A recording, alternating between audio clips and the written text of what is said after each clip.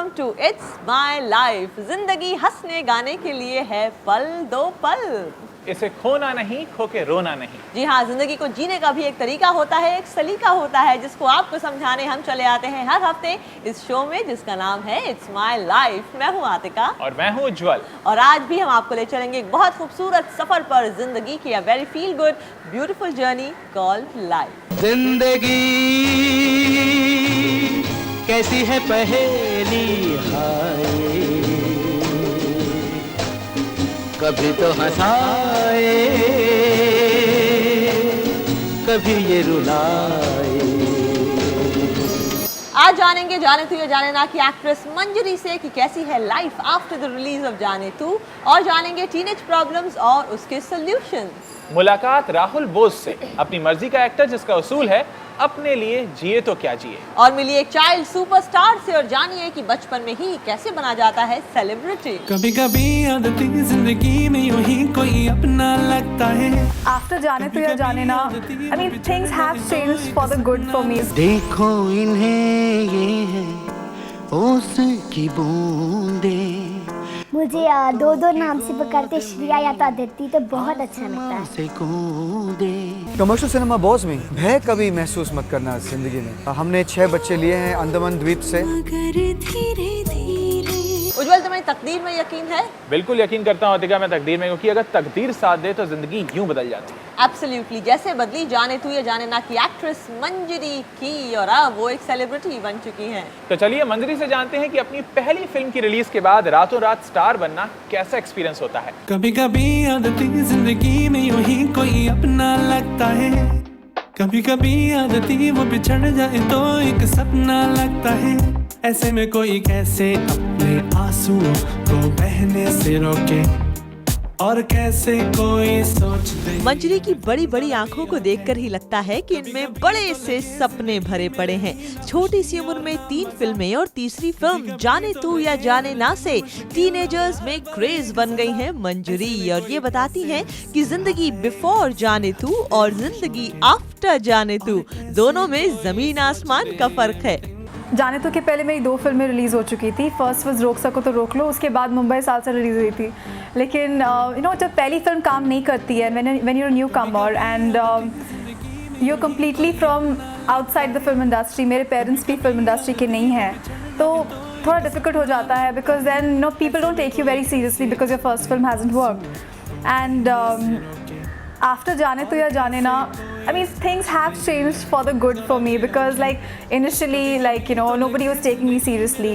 Now that the film has worked and people have appreciated my work.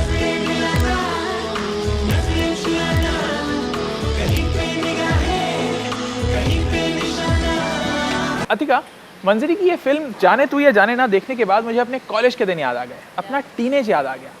कैसी कैसी बातें करते थे, कितनी अलग अलग तरह के काम करते थे जो शायद हम अब नहीं कर सकते। या बट द प्रॉब्लम इज कि ट्रेजेडी इज कि हम में से कई लोग यूथ को, टीनेज को ऐसे ही देखते हैं जैसे it's full of fun, frolic, मस्ती एंड मज़ा, जबकि रियलिटी समथिंग डिफरेंट। यूथ में, टीनेज में भी ऐसी कई प्रॉब्लम्स होती हैं, ऐसी कई कॉम्प्लेक्सिटीज़ होती हैं जिनसे टीनेजर्स कोप नहीं कर पाते हैं, and that's not a very great feeling, I tell you. तो चलिए मंजरी से ही जानते हैं कि ये टीनेज की प्रॉब्लम्स क्या हैं और उसके सॉल्यूशंस क्या हैं। कभी कभी आदतें वो बिछड़ जाए तो एक सपना लगता है। 13 से 19 साल के बीच की एज को कहते हैं टीनेज, और जो इस उम्र का होता है उसे दुनिया लाल, गुलाबी, पीली और नीली दिखाई देती है। पढ़ाई में मन नहीं लगता और दुनिया का कोना कोना छू लेने का मन करता है। आइए पूछें उससे जो इस उम्र से ज्यादा दूर नहीं। You know, teenage problem starts only with guys and girls, you know. It's like for the first time you become more aware of the opposite sex, and like you know, you begin to have your crushes and everything, and you know, you begin to develop your perception about yourself according to how the opposite sex reacts to you. So I mean, these are all the things all of us have faced, I think, because like even when I was 19 I literally fought with my parents when I told them for the first time that you know I want to get into the film industry and everything. So my parents were like a little scared because मेरे family में से कोई भी film industry में नहीं है, तो I rebelled. I completely rebelled, and like finally, obviously, they gave in to me, and I'm the only child of my parents. I know how to get my way out. Teenage का सबसे बड़ा by product होता है opposite sex की तरफ attraction. Some take it easy, some get serious. Honestly, I didn't need to. I always got the attention. I'm sorry, I'm sounding like a self-obsessed woman, but no, I got my share of attention from guys, so I never craved for it, or I didn't seek for it, or I was okay if I didn't get it because I've got enough of it. So you know. Teenage की शुरुआत होती है school से, और school में अक्सर बच्चों को अपने लुक्स को लेकर जरा कॉम्प्लेक्स होता है। I was an amma when I was like in school. I had the most horrible dress sense ever, and like not that I'm not claiming that I have. I mean, it's good now. I mean, whatever. But it's like I was I was unaware of like what is in fashion, what is not. I didn't care. और फिर आया जी college. No uniforms, no rules, only Ash and crushes left, right and centre. That's it. I've had a lot of crushes in college. And very cute looking guys. और सबसे बड़ा teenage का मसला है एम्बिशन, फोकस, गोल्स, जो कुछ लोगों को आंखों के ठीक सामने दिखाई देते हैं और कुछ को बिल्कुल नहीं। पता है, डिपेंड करता है on person to person. I know so many people who are so focused कि उन्हें लाइफ में क्या करना है, किस फील्ड में जाना है, and the other half are like very confused, like you know, क्या करेंगे types. Because like when I was in school, I was very clear about the fact that I wanted to be a psychiatrist. That's a different thing that did not happen. But I was very clear school में, college में कि मुझे बड़े होके एक psychiatrist बनना है, and I was good in studies, so I knew I would be able to do it. But then I completely lost focus 11th standard में आके। मैंने डिसाइड कर लिया somehow, like you know, I lost all my senses and I was like, no, I want to be like this. So I blindly started following my dreams. And now finally, Manjari, last words for teenagers. Just chill out. Relax, enjoy life. These years will never come back again. Like, you know, once you grow up, there's so many other like more serious tensions than what you have now. And you're going to be laughing at what you are tensed about today and upset about today. And you know, all the difficulties you guys are facing at this point of time in life, it's all going to pass. It is not forever. Just calm down, relax, enjoy your teenage and everything, and be happy. कभी कभी आदती जिंदगी में यूं ही कोई अपना लगता है, कभी कभी आदती वो बिछड़ जाए तो एक सपना लगता है। उज्जवल, तुम्हारी फेवरेट टीनेज फिल्म कौन सी है? मेरी फेवरेट टीनेज फिल्म है अभी तो मैं जवान। वाह। और तुम्हारी? मेरी फेवरेट टीनेज फिल्म है डिस्को डांसर। वाह, क्या चॉइसेस हैं हमारी। That is why we are on national television. हमारे बेहुदे जोक्स को माफ करें, अभी लेंगे एक छोटा सा ब्रेक के बाद मुलाकात अपनी मनमर्जी के मालिक एक ऐसे एक्टर से, इसका नाम है राहुल बोस, और उनकी जिंदगी का उसूल है अपने लिए जिए तो क्या जिए।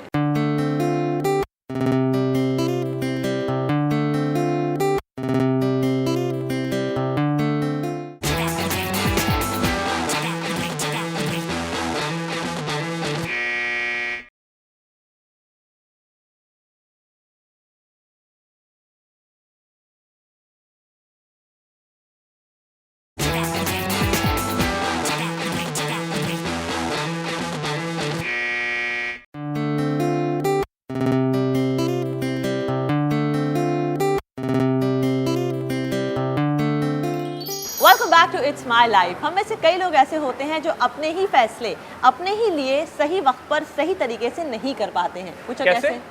ऐसे मान लो मैं एक एक्ट्रेस हूँ, मुझे पसंद है पैरेलल सिनेमा, पसंद है आर्ट हाउस सिनेमा, लेकिन जस्ट बिकॉज पेमेंट्स और कॉम्पनसेशन कमर्शियल सिनेमा में ज़्यादा अच्छा होता है, आई गो टूवर्ड्स कमर्शियल सिनेमा अपनी मर्जी के खिलाफ। लेकिन अधिका कुछ लोग ऐसे हैं जिनकी सोच इससे बिल्कुल अलग है, जैसे राहुल बोस। वो वैसी ही फिल्में करते हैं जैसी कि वो करना चाहते हैं।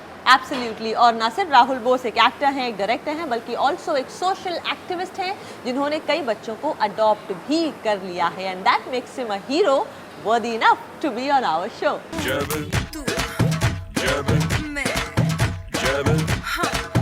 जब प्यार किया तो डरना क्या, जब प्यार किया तो डरना क्या।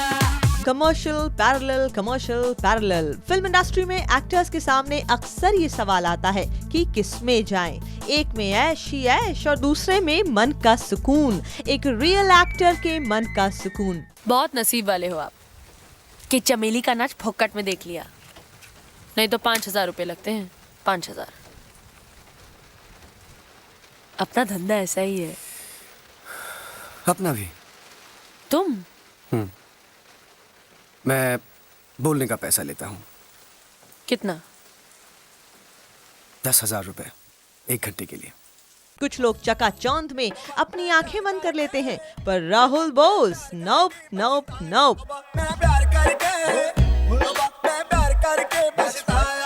बंगाली एक्टर राहुल बोस के इंट्रोडक्शन में एक्टर, डायरेक्टर, रग्बी प्लेयर और सोशल एक्टिविस्ट जैसे डाइवर्स शब्द इस्तेमाल किए जाते हैं। सुनामी के बाद जब एक्टर सिर्फ मीडिया को सिंपैथी इंटरव्यूज दे रहे थे, राहुल ने खुद रिलीफ एफर्ट्स में पार्टिसिपेट किया। वो एक एंटी डिस्क्रिमिनेशन एनजीओ के फाउंडर भी हैं। सोशली एक्टिव होना बहुत पर्सनल बात है। अगर आप चाहे, आप में चाह है सोशली हेल्प करने में तो आप कीजिए, अगर चाह नहीं है तो ना कीजिए। इसका मतलब ये नहीं है कि एक आप इंसान के तौर से आप कम हैं या ज़्यादा हैं या बड़े हैं या छोटे हैं। ये individual likes and dislikes, individual अंदर से जो एक कंपल्शन होता है, मुझे बहुत अच्छा लगता है करने में। हमने 6 बच्चे लिए हैं अंडमान द्वीप से और उनको हम शिक्षा दे रहे हैं बेंगलोर के पास ऋषि वैली स्कूल में 6वीं कक्षा से 12वीं कक्षा तक। अभी वो अपने दूसरे साल में है, मतलब 7वीं कक्षा में है। तो it makes me feel very good कि 6 बच्चे हैं जो इस दुनिया में शायद कहीं ना कहीं उनको एक फ़र्क पड़ेगा कि मैं था उनके ज़िंदगी में। It feels good. जब काम बड़ा हो तो दिक्कतें भी बड़ी होती हैं। राहुल समाज की मदद करने के साथ साथ अपनी भी मदद करते हैं अपने ख्वाबों को पूरा करने में। पर English August, everybody says I am fine, जो उन्होंने खुद डायरेक्ट की थी, split wide open, mister and Mrs Iyer जैसी मीनिंगफुल फिल्म्स करने वाले राहुल बोस अपनी तरफ से पूरी कोशिश करते हैं कि क्वालिटी मेंटेन करने की उनकी स्पिरिट कभी ना थके। लेकिन it's difficult in this world. Difficulties उस अभिनेता को फेस करनी पड़ती है जब वो अपने कन्विक्शंस पे चले, सिर्फ पैरेलल सिनेमा करना, अगर उनकी ख्वाहिश कुछ और होती है, अगर उनमें अंदर की जो चाह है वो है कि वो कमर्शियल हीरो बन जाए। मेरी तो कभी चाह नहीं थी, मुझे कभी वैसा एक एम्बिशन नहीं था, अब भी नहीं है। मैं बहुत मेरी किस्मत अच्छी है कि मैं इतना इम्पोर्टेंट एक शख्स नहीं हूँ फिल्म इंडस्ट्री में। कल को अगर मैं मर जाऊँ तो कुछ नहीं होने वाला है, कोई कुछ किसी को मिस नहीं होने वाला है, किसी के करियर्स मेरे फिल्म्स पे डिपेंडेंट नहीं है। Hits and flops don't affect me because I am too small. You have to be a big actor for these things to affect you. तो इसलिए मुझ में इनसिक्योरिटी नहीं है। आज स्टार कौन नहीं बनना चाहता, करोड़ों की फीस, फैन फॉलोइंग, इधर उधर की कमाई, पर स्ट्रेंजली राहुल को ये बातें अपनी तरफ नहीं खींच पाई। वो तो पर्दे पर अक्लमंदी की 4 बातें करके ही खुश हैं। मैं कमर्शियल सिनेमा बॉस में, I find it very boring. अभी अगर मैंने एक झंकार बीच किया है तो मैं सीक्वल नहीं करूँगा। I don't want the money, I don't want the fame. Creatively, it wouldn't be exciting at all. It would be the same thing. Rahul Bose को सलाम इस कमर्शियल दुनिया में एक मिसाल बनकर खड़े रहने के लिए। Here is what he has to say to you. भय कभी महसूस मत करना जिंदगी में। जब भी आप भय महसूस करना लगते हो तो फिर आप जो भी करोगे आपको खुशी नहीं मिलेगी। तो दूसरों की जो राय है उससे भय मत करो, उसका भय मत रखो। पैसे कम होंगे उसका भय मत रखो। आपको शान शोहरत शायद उतना ना मिले उसका भय मत रखो। लेकिन मुनाफा जो होगा आपको वो आपके दिल में होगा। जाने क्या चाहे मन बावरा, जाने क्या चाहे मन बावरा, अखियन मेरे सावन चढ़ा। तो उज्जवल, ये बताओ कि तुमने अपनी जिंदगी का अब तक सबसे नेक काम क्या किया है? नेक काम? मैंने एक नाक से गाना गाने वाले सिंगर हिमेश रेशमिया को एक्टर बनने की सलाह दी। ओहो हो, वो सलाह आपने दी थी? मैंने एक सलाह और दी थी। क्या? मैंने कहा था कभी अपनी टोपी मत उतारना। वो तो उतार दी। ओह, that's why his hairstyle is better than mine. तो कॉम्प्लेक्स दे दिया। Yeah, कॉम्प्लेक्स दे दिया। I am so jealous, really. अभी लेंगे एक छोटा सा ब्रेक के बाद मुलाकात एक चाइल्ड स्टार से जो बता रही हैं बचपन में कामयाबी के नुस्खे।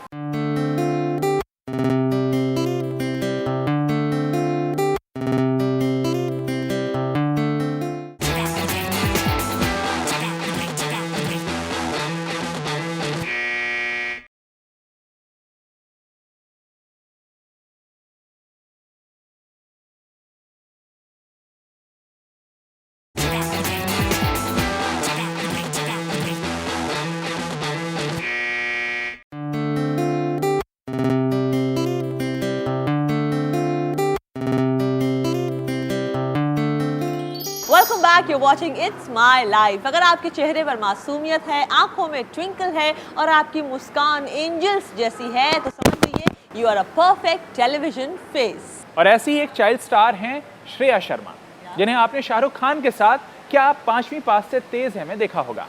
और श्रेया शर्मा टेलीविजन पर भी कसौटी जिंदगी की और ऐसे कई सीरियल्स में प्रोमिनेंट रोल करती आई हैं। वैसे तो बचपन में बच्चे अपने माँ बाप के नाम से जाने जाते हैं, लेकिन कुछ खुशनसीब माँ बाप ऐसे भी होते हैं जो अपने बच्चों के नाम से जाने जाते हैं। And for parents it's a great feeling. आज आइए आपको ले चलते हैं श्रेया शर्मा के घर और आपको दिखाते हैं कि क्या होती है एक लिविंग, एक चाइल्ड सुपरस्टार की। Twinkle, twinkle, little star, how I wonder what you are, up above the world so high. Shahrukh Khan मेरे फेवरेट एक्टर है तो मुझे उनके साथ काम करना था, तो मेरा ड्रीम था।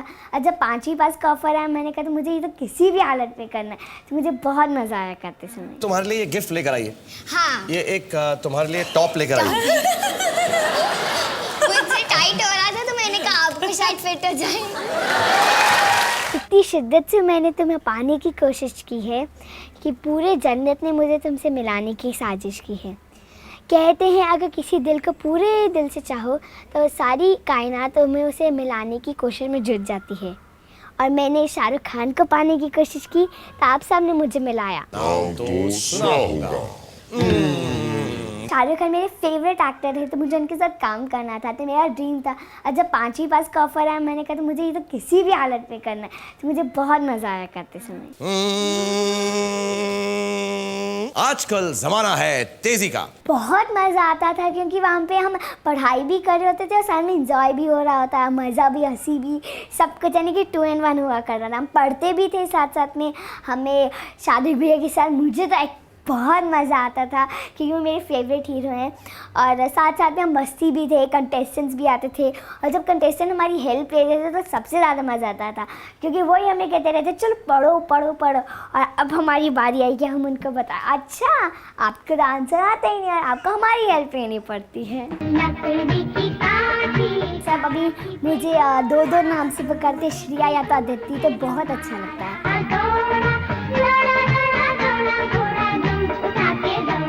मेरे पापा मम्मी दोनों ने मेरी बहुत हेल्प की एक्टिंग में और साथ साथ पढ़ाई करने में भी। अगर मुझे ये कभी कभार पढ़ना नहीं होता, ऐसा लगता है कि चलो बोर हो रहा है, चलो मैं पढ़ के जैसे एक चीज़ पढ़ ली है फिर दोबारा पढ़े, फिर बोर हो गया तो मैं अपने भाई के साथ खेलने लग जाती, फिर मेरी मम्मा को पता भी नहीं चलता। जब आती है तो एकदम मैं बुक लेके बैठ जाती हूँ। कभी कभार मेरी फ्रेंड्स आती है तो मेरी मम्मा बोलती है चलो चलो तुम लोग साथ में बैठ के पढ़ो, तो जब मम्मा नहीं होती तब